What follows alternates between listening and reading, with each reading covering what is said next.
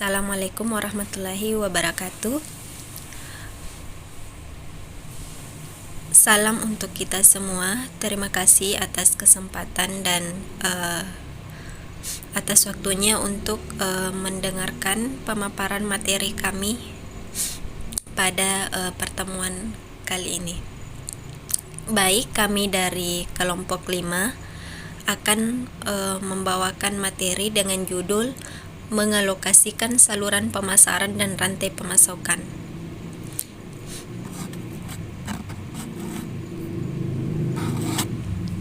Baik, sebelum ke pembahasan materi, perkenankan saya untuk memperkenalkan anggota dari kelompok kami.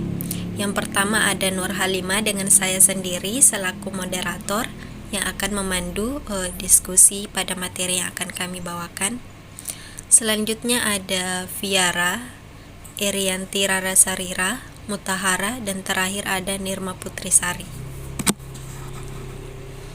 Baik, adapun masalah dari materi yang kami bawakan yaitu sifat dan pentingnya saluran pemasaran, nilai yang diciptakan oleh perantara, struktur saluran dan organisasi, pilihan saluran pemasaran dan manajemen logistik terintegrasi, dua konsep manajemen logistik dan rantai pasokan dan jaringan penghantar nilai, jenis-jenis perantara. Selanjutnya saya persilahkan kepada teman kelompok saya untuk memaparkan materinya. Kepadanya waktu dan layar dipersilahkan. Baik, jadi materi yang pertama yaitu sifat dan pentingnya saluran pemasaran. Jadi, saluran pemasaran dalam mengalirkan barang dari produsen ke konsumen sama dengan bagaimana pipa mengalirkan air dari sumbernya. Nah, perantara dalam saluran seperti middleman, agen broker, grosir, dan pengecer memainkan peran kunci dalam menyediakan akses dari informasi tentang produk kepada pembeli. Mereka tidak hanya membeli dan menjual produk, tetapi juga menciptakan nilai tambah bagi pembeli melalui fungsi transaksional, logistik, dan fasilitatif. Nah, dalam konteks ini, perantara seperti distributor dan pedagang juga terlibat dalam memfasilitasi aliran barang melalui berbagai fungsi yang dilakukan oleh jenis-jenis perantara. Saluran pemasaran menjadi penting dalam memungkinkan penyebaran secara efisien dari produsen ke konsumen bagian akhir. Materi yang kedua yaitu nilai yang diciptakan oleh perantara. Jadi nilai yang diciptakan oleh perantara ya, ada beberapa. Yang pertama, perantara dalam saluran pemasaran memainkan peran krusial dalam mengalirkan produk dari produsen ke konsumen akhir. Yang kedua, fungsi utama perantara meliputi transaksional, logistik, dan fasilitatif. Yang ketiga, fungsi transaksional melibatkan pembelian dan penjualan produk, sedangkan fungsi logistik mencakup pengumpulan, penyimpanan, dan distribusi barang. Yang keempat, selain itu perantara juga memberikan nilai tambah melalui fasilitas seperti pemberian kredit kepada pembeli dan menyediakan informasi pemasaran dan penelitian.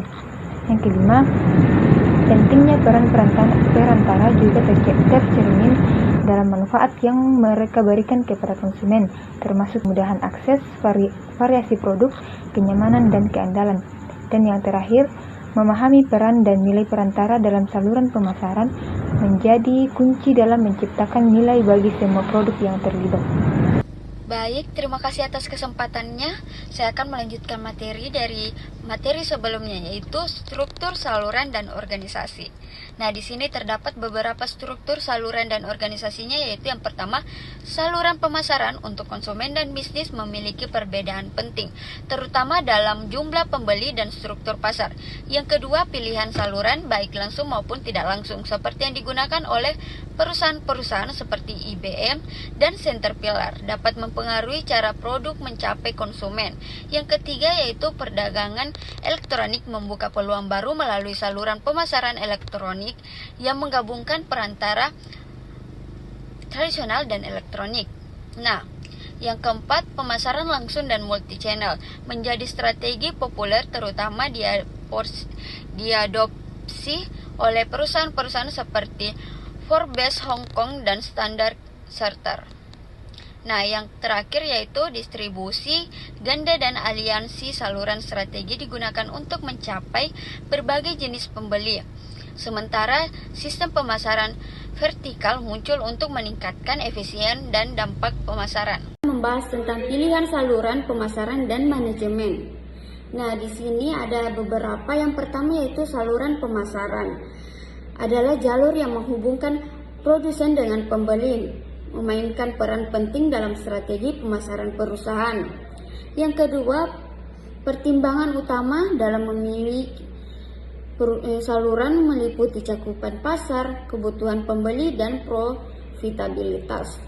Nah, yang ketiga, konflik dalam saluran pemasaran bisa terjadi secara vertikal antara tingkat berbeda atau horizontal antara anggota saluran yang sama. Yang keempat yaitu pengelolaan hubungan saluran penting untuk menjaga kerjasama dan mengatasi konflik yang mungkin muncul.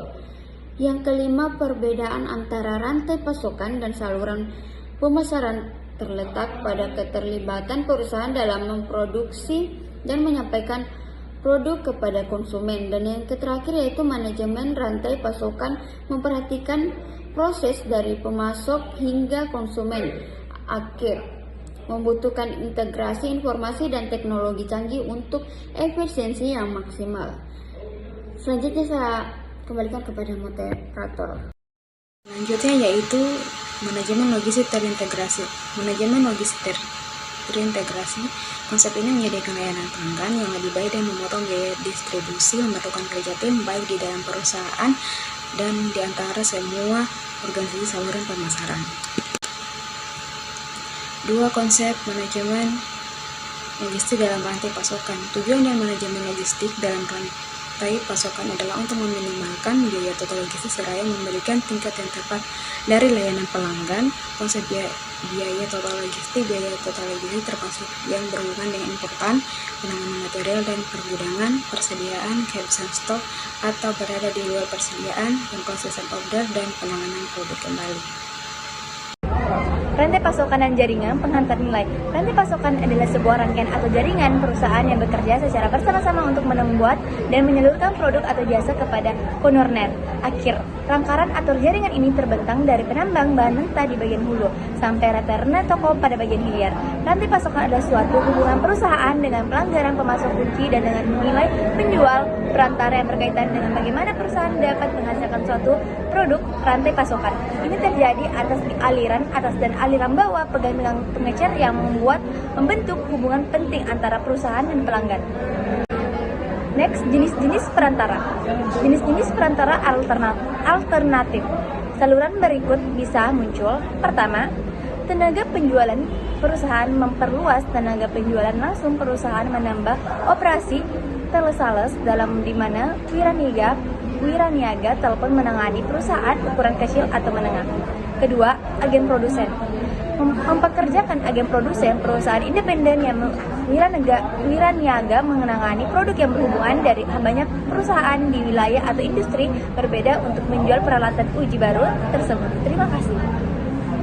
Next.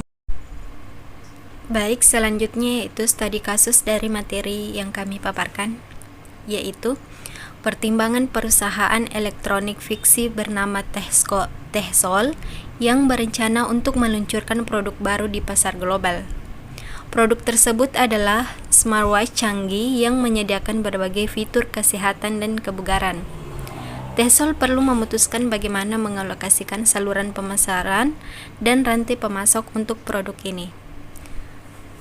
Adapun yang dapat dilakukan yang pertama yaitu analisis pasar, di mana Tehsol melakukan analisis pasar global dan menemukan bahwa ada minat yang kuat untuk smartwatch di Amerika Serikat, Eropa, dan Asia.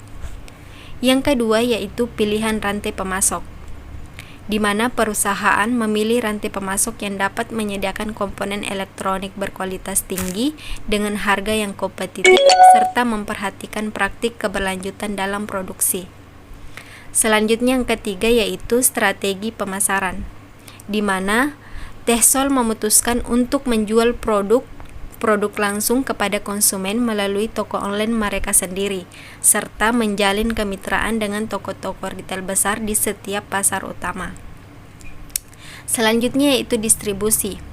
Untuk pasar yang lebih terpencil atau sulit dijangkau, seperti beberapa daerah di Asia Tenggara, Tehsol menggunakan distributor lokal yang memiliki pengetahuan mendalam tentang pasar lokal dan dapat membantu mempercepat distribusi produk. Yang kelima yaitu pemeliharaan rantai pasokan, di mana Tehsol terus memantau rantai pasokan mereka, memastikan bahwa produksi berjalan lancar, bahan baku tersedia, dan praktik keberlanjutan diikuti. Nah, dengan pendekatan ini, Tehsol berhasil mengalokasikan saluran pemasaran dan rantai pemasoknya secara efektif, memungkinkan mereka untuk mencapai target pasar global dan meningkatkan pangsa pasar mereka dalam industri smartwatch. Itulah tadi pemaparan materi dari kelompok kami.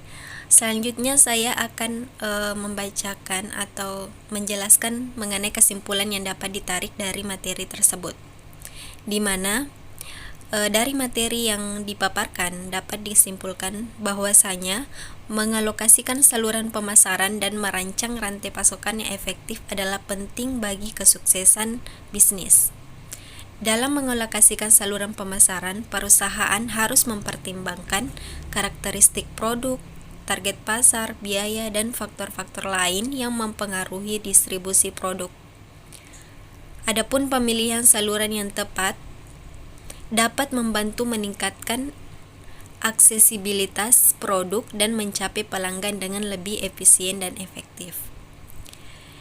Di era globalisasi dan persaingan yang ketat, perusahaan perlu terus memantau dan mengevaluasi kinerja saluran pemasaran dan rantai pasokan mereka.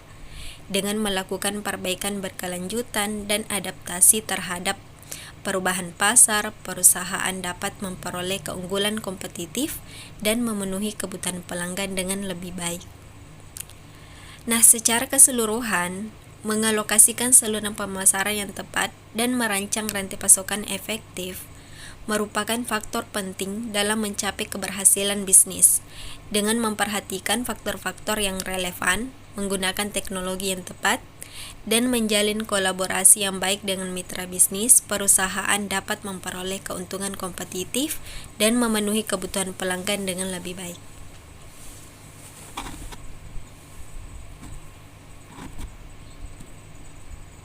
Sekian dari kelompok kami.